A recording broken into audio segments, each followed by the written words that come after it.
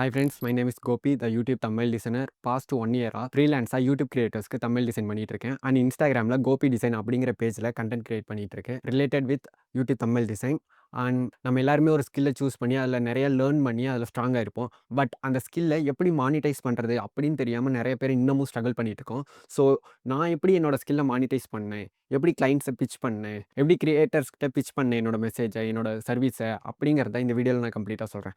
So நான் maximum client எடுக்க use பண்ண ஒன் ஆஃப் த திங்னா கோல்ட் அவுட்ரீச். அப்படின்னா நிறைய பேருக்கு என்னென்னு தெரியாமல் இருக்கலாம். So what is cold outreach? Cold அவுட்ரீச்னா you message someone you don't know and offer a value. சிம்பிளாக சொன்னால் இதுதான். நீங்கள் யாருன்னே தெரியாத ஒருத்தருக்கு மெசேஜ் பண்ணி உங்களோட வேல்யூவை கொடுக்கறது, இதுதான் கோல்ட் அவுட்ரீச். உங்களுக்கு நிறைய பேருக்கு கேள்வி வரலாம், ப்ரோ நான் ஏன் இதெல்லாம் பண்ணணும், கிளைண்ட் என்னை தேடி வரமாட்டாங்களா அப்படின்னு கேட்கலாம். பிகாஸ் உங்களுக்கு இந்த ஸ்கில் இருக்குது, இந்த ஸ்கில்லை இவ்வளோ எனக்கு நாலேஜ் இருக்குது அப்படின்னு மற்றவங்களுக்கு சொன்னால் தான் உங்களுக்கு தெரியும். இனிஷியல் ஸ்டேஜில் விசிபிலிட்டிங்கிறது நம்ம யாருக்குமே இருக்காது. எனக்கும் அப்படி தான் இருந்தது, உங்களுக்கும் அப்படி தான் இருக்கும். ஸோ அந்த கேப்பை நம்ம ஃபில் பண்ணுறதுக்காக தான் இந்த கோல்ட் அவுட்ரீச் அப்படிங்கிற ஒரு இதை யூஸ் பண்ணுறோம். ஓகே ப்ரோ மெசேஜ் பண்ணணும்னு சொல்லிட்டீங்க, பட் யாருக்கு பண்ணுறது அப்படிங்கிறதும் ஒரு கொஸ்டினாக இருக்கும். Who to pitch? எனக்கு இந்த டவுட் இருந்துச்சு. ஸோ உங்களுக்கும் கண்டிப்பாக இருக்கும். ஸோ இதுக்கு நான் என்ன பண்ணேன்னா, ஜஸ்ட் நான் ஃபாலோ பண்ணுற கிரியேட்டர்ஸோட லிஸ்ட்டே எடுத்தேன். ஒரு விதத்தில் பார்த்தா நம்ம எல்லாருமே கன்சியூமர்ஸ் தான். டெய்லி நாமளும் நிறைய கண்டென்ட்ஸ் கன்சியூம் பண்ணிக்கிட்டே இருக்கோம். ஸோ நம்ம என்னென்ன கண்டென்ட் பார்க்குறோம், அதில் எந்த கிரியேட்டரோட தமிழ், இப்போ நான் வந்து தமிழ் டிசைனர், ஸோ தமிழ் ரிலேட்டடாக சொல்கிறேன். மேபி இது வீடியோ எடிட்டர், வேறு எந்த ஸ்கில் உங்ககிட்ட இருந்தாலும் சரி, இது உங்களுக்கு சூட் ஆகும். பட் நான் வந்து தமிழ் டிசைனர், ஸோ அதனால் நான் தமிழ் ரிலேட்டடாக சொல்கிறேன். ஸோ நான் ஃபாலோ பண்ணுற கிரியேட்டர்ஸ்லாம் பார்த்து அவங்களோட சேனலில் யாரோட தமிழ்லாம் லேக் ஆகுது, யார் இன்னும் கொஞ்சம் மாஸ்டர் பண்ணலாம் அப்படின்னு பார்த்து அவங்களுக்கு டிஎம்ஸ் பண்ணேன். ஸோ இந்த மாதிரி தான் நான் கிரியேட்டர்ஸ் எடுத்தேன். சப்போஸ் இது உங்களுக்கு சூட்டபுளாக இல்லைன்னா நான் உங்களுக்கு இன்னொரு ஐடியா சொல்கிறேன். ஜஸ்ட் உங்கள் யூடியூப்பில் போயிட்டு ஒரு சின்ன லிஸ்ட் எடுங்க. 10K to 50K சப்ஸ்கிரைபர்ஸ் இருக்க ஒரு யூடியூப் கிரியேட்டர்ஸோட லிஸ்ட் எடுங்க. ஜஸ்ட் அவங்களுக்கு ஒவ்வொரு கிரியேட்டராக பிச் பண்ணுங்கள். டெக்ஸ்ட் பண்ணேன் அப்படின்னு இல்லாமல் ஜஸ்ட் யார் யாருக்கு டெக்ஸ்ட் பண்ணியிருக்கோம் அப்படிங்கிறத ஒரு எக்ஸல் ஷீட்டோ நோஷனோ அதில் போட்டு கம்ப்ளீட்டாக ட்ராக் பண்ணிட்டே வாங்க. பிகாஸ் நம்மளோட ப்ராசஸ் எப்படி இருக்குன்னு அப்போனா தான் உங்களுக்கு தெரியும். ஜஸ்ட் நீங்கள் டெய்லியும் டிஎம் பண்ணலாம், பட் எத்தனை பேர் கன்வெர்ட் ஆனாங்க, எவ்வளோ பேர் அவாய்ட் பண்ணியிருக்காங்க, எவ்வளோ பேர் பார்க்கல, எவ்வளோ பேர் அவாய்ட் பண்ணியிருக்காங்க, அந்த மாதிரிங்கிறது நிறையா இருக்கும். ஸோ அதனால உங்களோட ப்ராசஸை நீங்கள் ட்ராக் பண்ணிட்டே வரணும். Then how to write a perfect cold DM பண்ணோம் அப்படின்னு ஒன்று நிறைய பேர் போயிட்டு என்ன பண்ணுவாங்கன்னா, please help me, give me a work, இந்த மாதிரி டிஎம் பண்ணிகிட்டு இருப்பாங்க. இந்த மாதிரி டிஎம்ஸ் நீங்கள் அவங்களுக்கு பண்ணிங்கன்னா உங்கள் மெசேஜை கன்சிடரே கிரியேட்டர்ஸ் பண்ண மாட்டாங்க.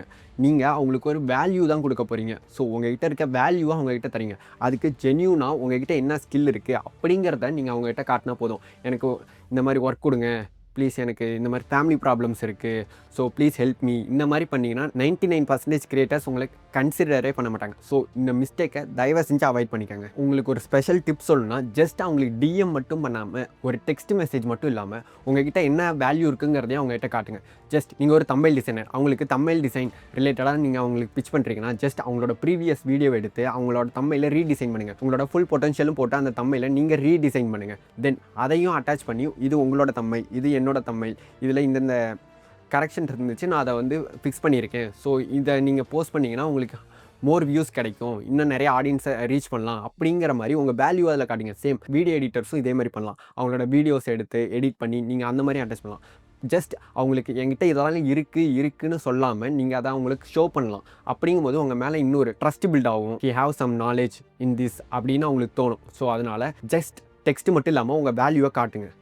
இது ஒரு ஸ்பெஷல் டிப். நான் மேக்ஸிமம் இந்த மாதிரி தான் பண்ணுவேன். நான் எனக்கு கிளைண்ட்டாக கன்வெர்ட் ஆனதுக்கும் இதுதான் ஒரு மேக்ஸிமம் ரீசன்னா அது இதுதான். தென் இன்னொரு பெரிய கொஷின் உங்கள் என்ன வரும்னா, பேர் டு பிச் அப்படின்னு ஒரு கொஷின் வரும். 2025 யாரை வேணுமாலும் எப்படி வேணுமாலும் ரீச் பண்ணலாம். பிகாஸ் சோஷியல் மீடியா அந்த அளவு கலந்துருக்கு. நீங்கள் ஒரு கிரியேட்டரை ரீச் பண்ணணும்னா just Instagram, LinkedIn, Twitter and email, இந்த மாதிரி நிறைய வேலை நீங்கள் கிரியேட்டர்ஸை ரீச் பண்ணலாம். ஸோ அதனால் நீங்கள் சூஸ் பண்ணியிருக்க கிரியேட்டர் அதிகமாக எந்த பிளாட்ஃபார்மில் டைம் ஸ்பெண்ட் பண்ணுறாரு பாருங்கள். தென் அந்த பிளாட்ஃபார்மை சூஸ் பண்ணி அதில் அவரை டெக்ஸ்ட் பண்ணுங்கள். ஸோ கண்டிப்பாக அவர் பார்ப்பார். அண்ட் உங்கள் வேல்யூவாக அவருக்கு ஷோ பண்ண மறந்துடாதீங்க. தென் இந்த கிரியேட்டர் இதில் தான் ஆக்டிவாக இருக்கார், ஸோ இதில் மட்டும் டெக்ஸ்ட் பண்ணலாம் அப்படிங்கிற தப்பின்னு தயவு செஞ்சு பண்ணிடாதீங்க. பிகாஸ் நிறைய பேர் இதுதான் பண்ணுவோம். அந்த கிரியேட்டரை பிச் பண்ணுறோம் அப்படின்னு ஃபிக்ஸ் ஆகிட்டோம். தென் மற்ற பிளாட்ஃபார்ம்லேயும் நீங்கள் பிச் பண்ணணும். ஃபார் எக்ஸாம்பிள், நீங்கள் ஒரு கிரியேட்டரை இன்ஸ்டாகிராமில் பிச் பண்ணுறீங்க, அவருக்கு நீங்கள் பண்ணுற டிஎம் மட்டும் வந்திருக்காது, எக்கச்சக்கமான டிஎம்ஸ் இருக்கும். மேபி அதில் உங்களோடதும் மிஸ் ஆயிடலாம். ஸோ இந்த இடத்துல உங்களோட ஆப்பர்ச்சுனிட்டி மிஸ் ஆகுது. ஸோ அதனால் நீங்கள் மற்ற பிளாட்ஃபார்ம், அவருக்கு மெயில் பண்ணியிருக்கலாம், லிங்க்டின்ல டெக்ஸ்ட் பண்ணியிருக்கலாம். மேபி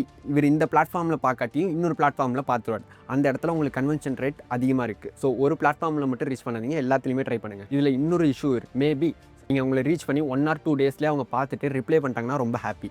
சப்போஸ் சில கிரியேட்டர்ஸ்க்கு இருக்க பிஸி டைம் ஷெடியூலில் அவங்க மேபி உங்களோட மெயிலோ டிஎம்ஸோ அவங்க பார்க்காம இருக்கலாம். ஸோ அதனால ஆஃப்டர் 4 to 5 டேஸ் உடனே பண்ணாதீங்க. ஆஃப்டர் 4 to 5 டேஸ் ஜஸ்ட் ஒரு ஃபாலோ அப் மெசேஜ் பண்ணுங்கள். பிகாஸ் நான் ஏன் இதெல்லாம் சொல்கிறேன்னா, என்னோட ஃப்ரீலான்ஸ் ஜேர்னியில் நான் எடுத்த கிளைண்ட் மேக்ஸிமம் நான் இந்த மாதிரி தான் ட்ரை பண்ணியிருக்கேன். என்னோட ஃபஸ்ட்டு கிளைண்ட்டும் நான் இந்த மாதிரி தான் ஆன்போர்ட் பண்ணேன் என்னோட தமிழ் டிசைன் சர்வீஸ்க்காக. ஸோ எனக்கு ஒர்க் அவுட் ஆச்சு. அப்போ கண்டிப்பாக உங்களுக்கும் ஒர்க் ஆகும்.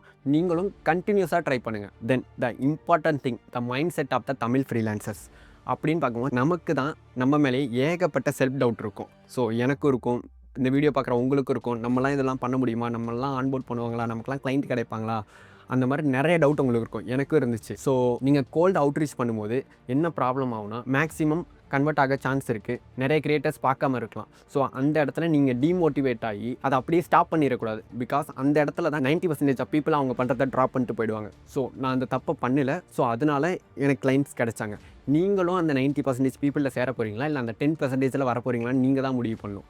So mind set is very important. நம்ம எல்லாருமே நினைக்கலாம், ப்ரோ என்கிட்ட ஹை அண்ட் பிசி இல்லை, ஹை அண்ட் டிவைசஸ் இல்லை, என்னோட கம்யூனிகேஷன் குட்டாக இல்லை, நான் வந்து ஒரு குட்டி வில்லேஜ்லேருந்து வரேன். இந்த மாதிரி நிறைய வந்து உங்கள் மைண்டுக்குள்ளே ஓடிக்கிட்டே இருக்கும். அது உங்களுக்கு மட்டும் இருக்க ப்ராப்ளம் இல்லை. இங்கே இருக்க மேக்ஸிமமான கிரியேட்டர்ஸ்க்கு அந்த ப்ராப்ளம் இருந்திருக்கும். அது எல்லாமே ஓவர் கம் பண்ணி தான் அவங்க வந்திருக்காங்க. ஸோ அதுக்கு ஒரு டைம் எடுக்கும். அந்த டைம் நீங்கள் கொடுத்தீங்கன்னா அது ஆட்டோமேட்டிக்காக உங்களுக்கு சால்வ் ஆகிடும். ஜஸ்ட் நீங்கள் உட்காந்து யோசிச்சுக்கிட்டே இருந்தீங்கன்னா கடைசி வரைக்கும் யோசிச்சுக்கிட்டே தான் இருக்கும். Just do it. ஜஸ்ட் அதை பண்ணிட்டீங்கன்னா உங்களுக்கு அந்த ஃபியர் போயிடும், அந்த டவுட்டு போயிடும். ஓகே, உங்களுக்கு ஆட்டோமேட்டிக்காக ஒரு கான்ஃபிடென்ட் வரும். So always remember, just do it. என்னோட first outreach or first client எப்படி கிடைச்சாங்க அப்படிங்கிறதையும் நான் ஷார்ட்டாக உங்களுக்கு நான் ஷேர் பண்ணுறேன். ஜஸ்ட் நான் வந்து பிச் பண்ணது வந்து இன்ஸ்டாகிராமில் தான். நான் என்ன பண்ணேன்னா, நான் சொன்ன மாதிரி ஜஸ்ட் என்கிட்ட இந்த ஸ்கில் இருக்குது அப்படின்னு நான் டெக்ஸ்டிங்காக சென்ட் பண்ணாமல் என் வேல்யூவை நான் அவங்களுக்கு காட்டினேன். அவரோட ப்ரீவியஸ் வீடியோவில் இருக்க தமிழில் எடுத்து நான் என்னோட ஸ்டைலில் ரீடிசைன் பண்ணி ஒரு போஸ்ட்டாக போட்டிருந்தேன். தென் அவரை டேக் பண்ணியிருந்தேன். அதுக்கப்புறம் அவரே பார்த்துட்டு எனக்கு டிஎம் பண்ணியிருந்தார். We work together in future அப்படின்னு மெசேஜ் பண்ணியிருந்தார். பட் அந்த டைம் எனக்கு அவர் ஒர்க் தரல. மேபி இதை ஜஸ்ட் ஃபஸ்ட் டைம் கேட்குற உங்களுக்கு என்னடா ஒர்க் கிடைக்கலையா அப்படின்னு இருக்கலாம். எதுவுமே இல்லாமல் இருந்ததுக்கு ஒரு கிரியேட்டர் ரிப்ளை பண்ணி நம்ம ஒர்க் பண்ணலாம் இன் ஃபியூச்சர் அப்படின்னு சொல்லியிருக்காரு. அப்படிங்கும் போதே அது ஒரு ப்ராசஸ் தான்.